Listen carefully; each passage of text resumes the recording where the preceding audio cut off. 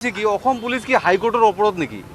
অসম পুলিশে যিবোৰ কাণ্ডকীৰ্তি কৰি আছে, এজন মানুহক অনাৰেবল গুৱাহাটী হাইকোৰ্টে বেল দিছে, অৰ্ডাৰ দিছে যে মানুহজনক ডিটেইন কৰা নাযাব।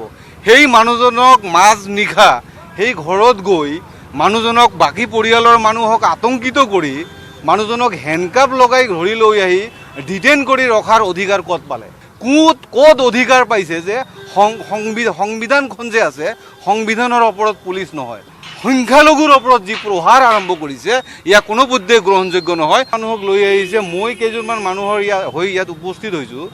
এইকেইজন মানুহ অলৰেডি অনাৰেবল গুৱাহাটী হাইকোৰ্টৰ পৰা অৰ্ডাৰ দিছে আৰু অনাৰেবল গুৱাহাটী হাইকোৰ্টে স্পেচিফিক কথা কৈছে যে এই মানুহজনক কোনোপধ্যে ডিটেইন কৰা নাযাব আৰু ডিপোৰ্ট কৰাও নাযাব। স্পেচিফিক অৰ্ডাৰ আছে।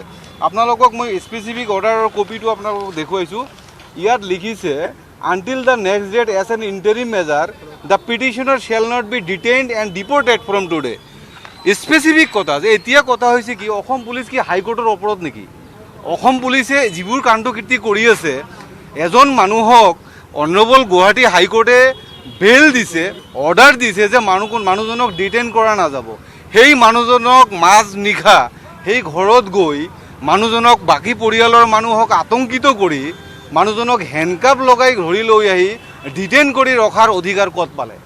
গতিকে মই এজন অধিবক্তা হিচাপে কৈছোঁ যে এই সংক্ৰান্তত বিশেষকৈ মই কৈছোঁ যে অসম পুলিচৰ বিৰুদ্ধে অনাৰেবল গুৱাহাটী হাইকোৰ্টত কণ্টেম্প্ট কেছ কৰা হ'ব। ক'ত অধিকাৰ পাইছে যে সংবিধানখন যে আছে, সংবিধানৰ ওপৰত পুলিচ নহয়, সংবিধান মতেহে আমি চলোঁ, আপোনালোকে চলে, চবে চলিব লাগিব। আৰু অসম পুলিচে যি বৰ্বৰ ঘটনা কৰিছে, অমানৱীয় ঘটনা কৰিছে, ইয়াক কোনোপধ্যে গ্ৰহণযোগ্য নহয়। আমি ইয়াক ধিক্কাৰ দিছোঁ আৰু গৰিহণা দিছোঁ।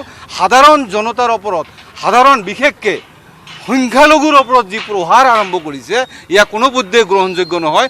ইয়াত গৰীয়া মৰীয়া দেখি ভাটিয়া মিয়া কোনো বাদ বিচাৰ নাই। ইয়াত কোনো বাদ বিচাৰ নাই। অসম চৰকাৰে যিবোৰ কথা কৈছিল যে খিলঞ্জীয়া মুছলিমক এইটো দিয়া হ'ব, সেইটো দিয়া হ'ব, কৰা হ'ব, সেইটো চব মিছা বকবাদ, চব ফাঁকিবাজি কথা। আজিৰ তাৰিখত এইবিলাক কোনো বাদ বিচাৰ কৰা নাই।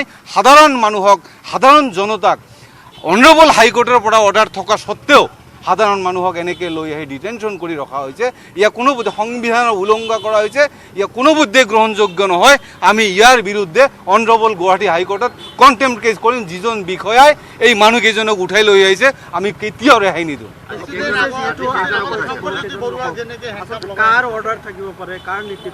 আমি চাওক, আমি ভাৰতীয় নাগৰিক হিচাপে আমি সংবিধান মানি চলোঁ, আমি আইন মানি চলোঁ। আইন যি ক'ব, অনাৰেবল গুৱাহাটী হাইকোৰ্টে যি ক'ব, অনাৰেবল গুৱাহাটী হাইকোৰ্টৰ মতে আমি চলিব লাগিব আৰু আইন মতে আমি চলিব লাগিব। কিন্তু আমি যি দেখা পাইছোঁ যে অসম পুলিচে আইন মনা নাই, সংবিধান মানা নাই, হাইকোৰ্টৰ অৰ্ডাৰ মানা নাই। এতিয়া কাৰ অৰ্ডাৰ মানিছে এইটো অসম পুলিচে বুজি পাব আৰু ইয়াৰ উত্তৰ অনাৰেবল গুৱাহাটী হাইকোৰ্টত জবাবদিহি হ'ব লাগিব।